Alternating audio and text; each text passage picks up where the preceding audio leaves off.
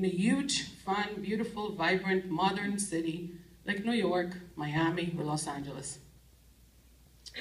We heard the first siren in a sushi restaurant. There was music playing inside the restaurant, so I could barely hear the siren.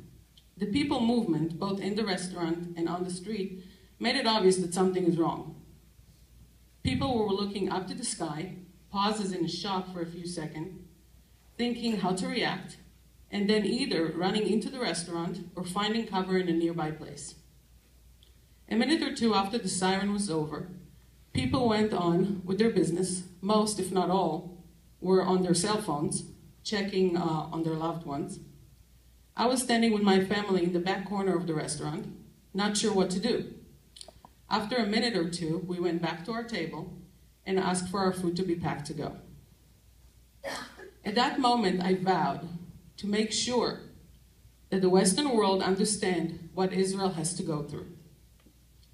Please pay attention. My next statement is very strong. Any American who is not standing with Israel simply forgot, wasn't affected by, or didn't care, which I can't imagine, about 9/11 and what the United States of America had to do in Afghanistan and Iraq right after. The feeling of uncertainty, the feeling of someone wanting to hurt you and your loved ones was so vivid. I will never forget 9/11. I was here. Feeling threatened, lost, and afraid of the unknown was a shock to everyone I know. The same feeling, or the same feelings, rose again with that first siren. What was even more shocking, and maybe even ironic, was the fact that the first siren happened during an educational seminar which I was honored to take part in. The first international dialogue on the Israel educator. The seminar stressed a scary and growing problem in the Jewish world and the diaspora. This problem is simply explained as Jews of the diaspora don't need Israel anymore.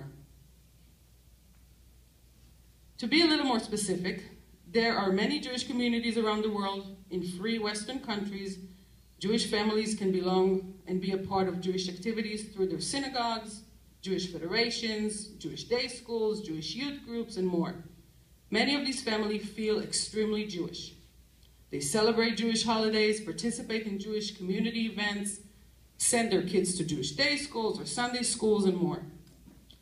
The problem is, many of them don't understand the importance and irreplaceable need for the state of Israel. Many families don't visit Israel and don't support Israel simply because they feel Jewish enough, as they support their communities and synagogues, or because they're afraid of the politics Israel possesses in its being. The major eye-opener, thank you Miriam, was how this war in Gaza brought to the world outrage and anti-Semitism out to the front page again. All over the world, anti-Semitic rallies took place and still do. Will history repeat itself? People felt Jewish enough in Germany in 1933. People felt Jewish enough in Poland in 1935.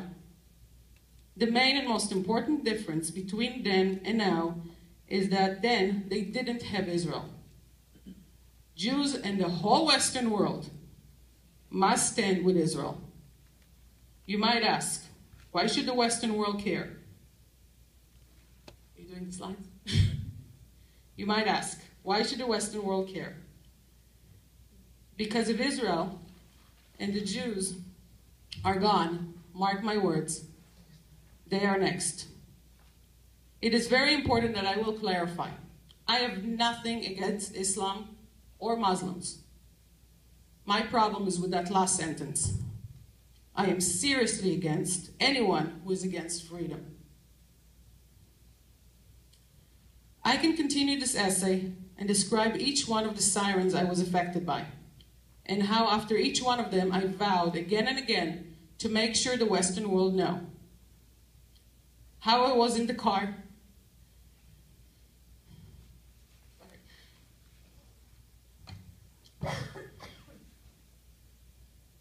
How I was in the car with my kids and 92-year-old grandmother.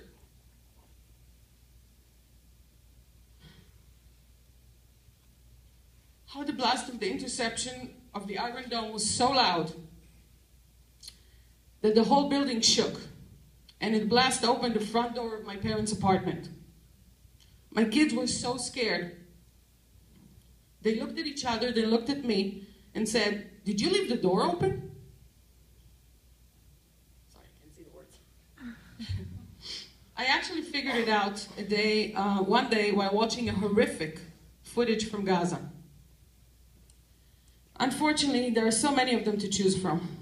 Of course, I said to myself, living in a Western country where people are arrested when they curse a government official, or push a policeman, or taken to jail for stealing, how can they believe that this is actually a real thing? They cannot comprehend that a mother will cheer for her dead son, or a father will grab his daughter in front of him when he's being shot at after shooting first. My 11-year-old asked me, after a very long siren and 3 loud booms, "Mom, how can a government kill the people who voted for it? And I mean literally kill them."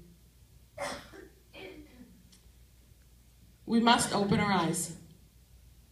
There are many jihad training camps right here in Florida and in the whole United States. I'm happy to say that the map behind me is actually about 10 years old, and after some extensive research, some of these cells are closed down, or I couldn't find them. So either they're hiding, or hopefully, the FBI and the Secret Service are doing their jobs. So, what is on our agenda? Jin, what is on our agenda? What do we need to do? Opening people's eyes in such a way that they hear again and again that Israel was put in this situation. Israel didn't want to fight. They didn't want to kill any civilians or anybody else for that matter. Israelis' brothers, fathers, uncles, and friends are being called to serve, taken away from their families, so their family will be able to live. Israel gave the Gaza to the Palestinians in 2005. Free Gaza sign? From whom? They're not under Israel control. We must be able to answer some very hard questions.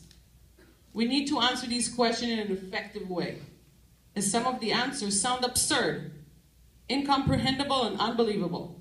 How can Israel shoot a bomb at people that doesn't have a defense system?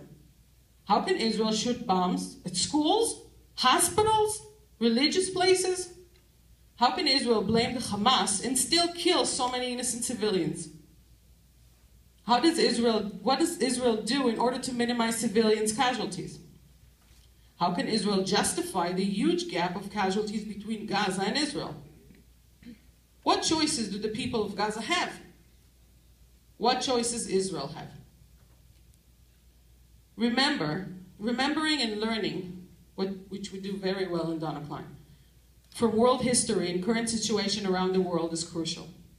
Knowing facts about the civil war in Syria, Iraq, the Russian-Ukraine tension, North and South Korea, the money holders of the world such as Qatar are all pivotal, and believe it or not, a part of what is going on in Israel. For example, most intellectual and intelligent people know that Qatar and Iran are subsidizing and fueling the Hamas.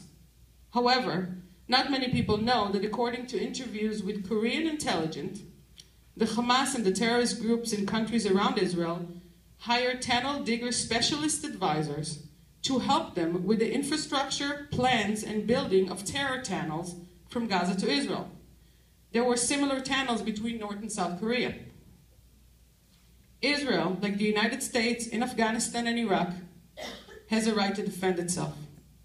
And like inside Afghanistan and Iraq, when terrorists are hiding among and using the population, there are many casualties.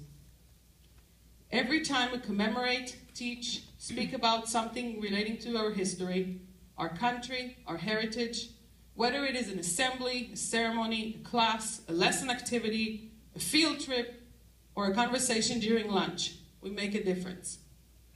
Understanding that when we remember, we actually remember ourselves to these groups and events is one of the most important things I have learned in the seminar this summer. I have every intention to guide and help as many people as possible to become re-members. We cannot stand idly by. We cannot not do. As Bridget Gabriel say, be a part of a quiet majority who is against terror and for freedom is not an option. History shows us again and again that the silent majority was irrelevant in the Holocaust, for example. Albert Einstein said, the world will not be destroyed by those who do evil, but by those who watch them without doing anything. Remember and remember. Thank you.